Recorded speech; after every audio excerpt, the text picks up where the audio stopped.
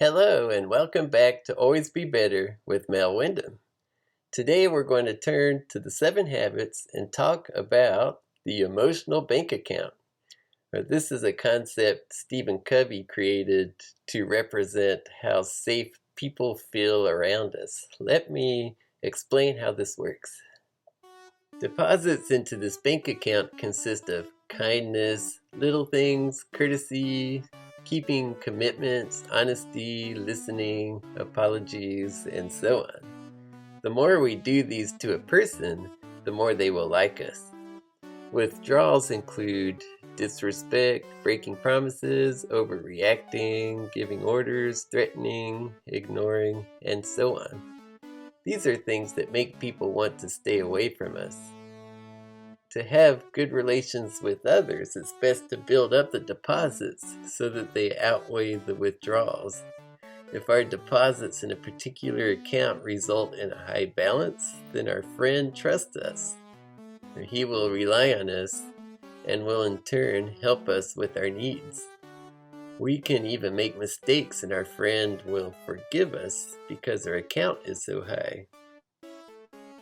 On the other hand, if we make too many withdrawals, we can have a negative balance, and our friend will not trust us.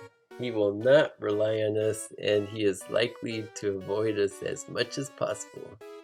When it comes to our time of need, that friend will probably not be there for us. And Stephen Covey suggests 6 ways we can build up an account. Number 1, understand the individual. If we show understanding, they are more likely to respond to us. Number 2, attend to the little things.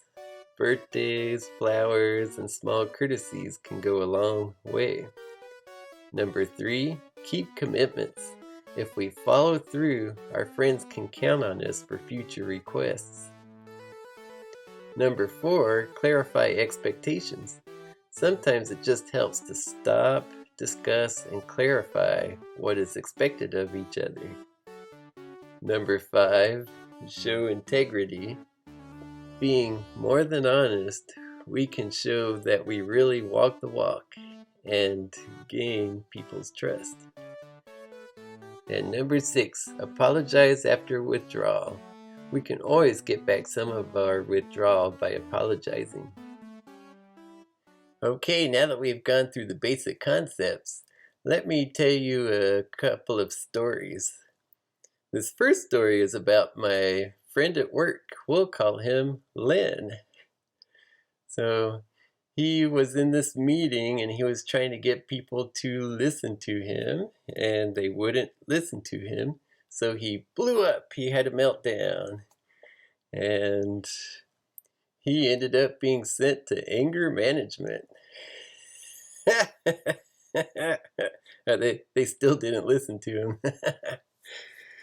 And then at some later time, I went to a meeting and I blew up. And this time it was totally my fault.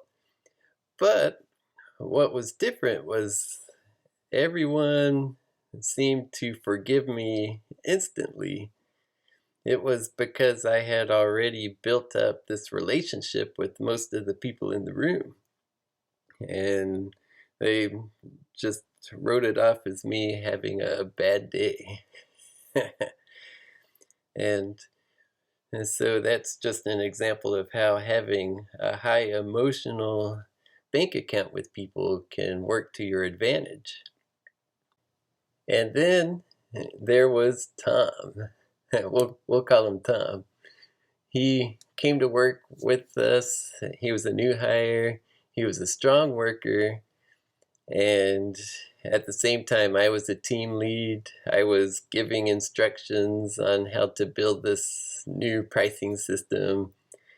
And everything was going good until old Tom and a couple of the other guys stopped cooperating. They would go home early when I asked them to stay just a couple of more hours to get this urgent task done. And so I pulled Tom into a conference room and was asking him what's up.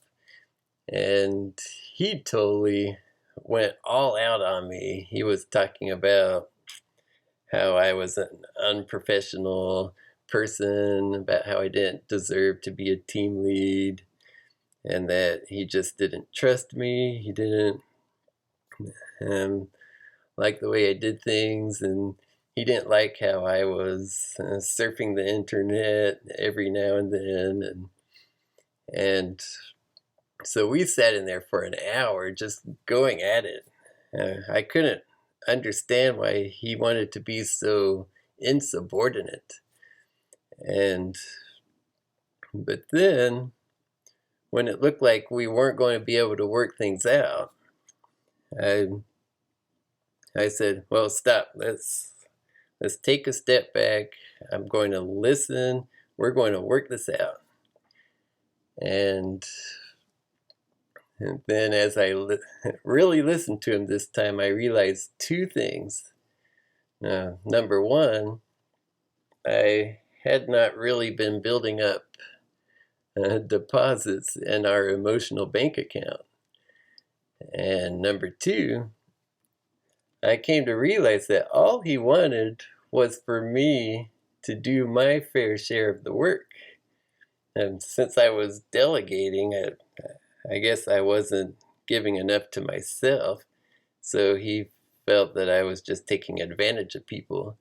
And I said, okay, I committed right there to give myself more work, and that was enough. Just that one small deposit into the bank account. And it started a great friendship, a great working relationship. And we we did lots of good things, and we're still friends. and lastly, Covey takes a moment to talk about love. This could be either romantic or friendship. But he says that if you sincerely love someone, then you will naturally make deposits into this emotional bank account. And another way to look at it is, if you sincerely want to work with someone in good faith, if you believe that you're going to cooperate, that you're going to work together, then you will want to make deposits into these emotional bank accounts so that you can get good results, and so that you become friends, you have respect for each other. And I've shared two stories where it actually worked in my life. I wouldn't say that I'm perfect. I have messed up some friendships, and I'm sure we all do. But I've seen that this emotional bank account is a key element in just making everything work. So for the next couple of weeks, I'll be back in 3 weeks from now, I'd like for you to consider your own emotional bank account with all of your friends and associates. How can you increase deposits? How can you avoid withdrawals? See if you can figure out how to become better friends with these people. And well, that's all I have for today. Thank you for watching. And remember, we can always be better.